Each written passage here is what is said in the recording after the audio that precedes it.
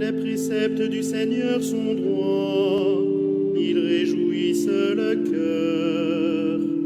Le commandement du Seigneur est limpide, il clarifie le regard. Seigneur, tu as les paroles de la vie éternelle.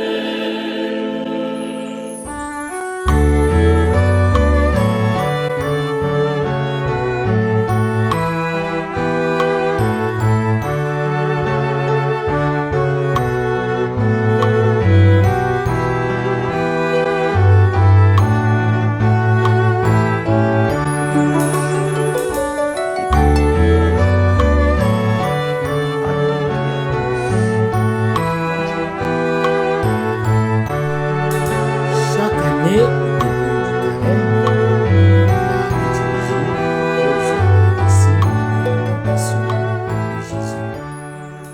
Tentations qui, selon Luc, seront toujours présentes dans sa vie jusqu'à la fin. Jésus était conscient qu'il est écrit « Mon fils, si tu viens te mettre au service du Seigneur, prépare-toi à subir l'épreuve. » Siracide chapitre 2, verset 1. Jésus est tenté dans le désert. Le mot grec peirasmos signifie mettre à l'épreuve, tester la fidélité et la valeur de quelqu'un. Même les grands protagonistes de l'histoire sainte, Abraham, Moïse, Job, le peuple d'Israël, ont été mis à l'épreuve. Par qui Jésus est-il tenté? Et il fut tenté par le diable, dit le narrateur. Ce n'est pas Dieu qui tente, mais c'est le diable. Du grec diabolos, diable veut dire celui qui divise. L'opération du diable est de nous séparer de la vérité. Et la vérité est la parole qui donne un sens à notre vie. Déjà dans le jardin, il a séparé Adam de la parole et Adam s'est retrouvé dans le désert. Jésus, dans le désert, vit la parole. Jésus est tenté non pas pour commettre le mal, mais pour manifester ce qu'il y a de profond en lui.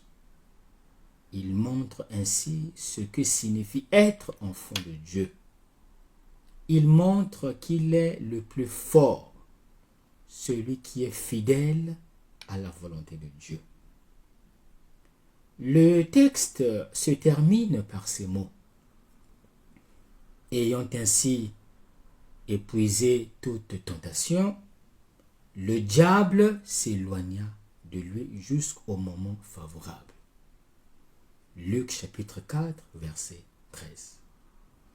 Le texte est articulé autour des 3 tentations qu'Israël a connues dans le désert. Celle de la nourriture, celle du veau d'or et celle de l'eau. Ce sont les 3 tentations d'Israël. Ce sont les 3 tentations de l'Église. Ce sont les 3 tentations de Jésus. Ce sont les 3 tentations de tout homme. À travers ces 3 tentations, Jésus rejette clairement un messianisme qui résout les problèmes des gens. donnez le pain et tout sera résolu. Il n'est pas venu pour cela. Jésus a également rejeté le messianisme politique. Il n'a pas pris le pouvoir entre ses mains.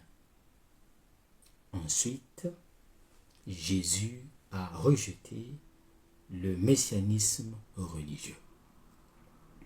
Le messianisme spectaculaire d'un Dieu qui descend d'un coup de baguette magique, qui le sauve de la croix et lui montre à la fin qu'il est le plus fort et que les autres ne valent rien. Pourquoi Jésus n'a-t-il pas choisi cela?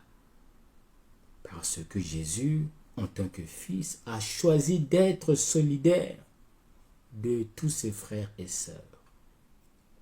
Ces derniers ont des limites, ces derniers ont des faiblesses et des fragilités. Ces derniers sont des pécheurs. Il a assumé notre condition et vit cette condition en tant que fils de Dieu. Et c'est en vivant cette condition en tant que fils de Dieu qu'il vainc le mal. Ainsi, Jésus vit la relation avec le Père non pas comme quelqu'un qui veut le posséder, mais comme le Fils qui fait confiance et vit de cette confiance. Nous comprenons ainsi que dans les 3 tentations, Jésus donne une réponse pratique et je dirais une réponse similaire aux 3 tentations. Que ce soit en ce qui concerne les personnes, les choses ou Dieu, nous pouvons vivre ces relations soit comme ceux qui les prennent pour les posséder, soit comme un don du Père. Alors, je prendrai les choses non pas comme une possession, mais comme un don et je les partagerai avec les frères. Non comme un maître, mais comme celui qui est au milieu et qui indique le chemin. Je ne prendrai pas les personnes pour les dominer, mais comme un don, et pour qui je me donne comme un don gratuit et mutuel. Je ne prendrai pas Dieu comme quelque chose à posséder. Dieu n'est pas un objet de possession, mais je choisirai Dieu comme étant la source d'un amour libre en qui j'ai une confiance absolue. Quel est l'enseignement à retenir? Jésus est tenté comme tout croyant.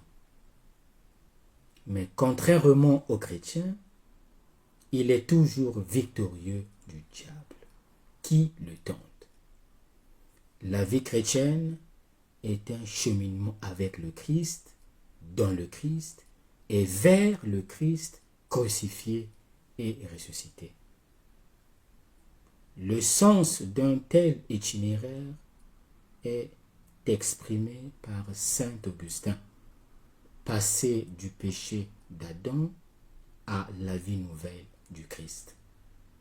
Le carême, en tant que moment fort de l'année liturgique, vise à rendre le croyant plus conscient de cette dimension de sa vie de foi.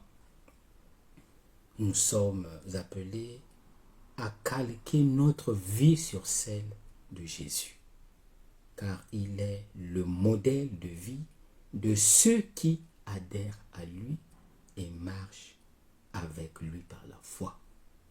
La vie chrétienne, en particulier le carême, est une conformation au Christ. Que nous reste-t-il à faire?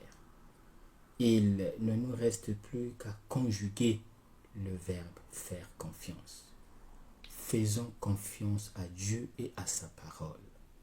Jésus nous apprend à nous laisser conduire par Dieu, à espérer en lui, même devant des faits et des circonstances qui pourraient ébranler notre confiance en lui et nous pousser à lui demander des preuves de sa fidélité immuable.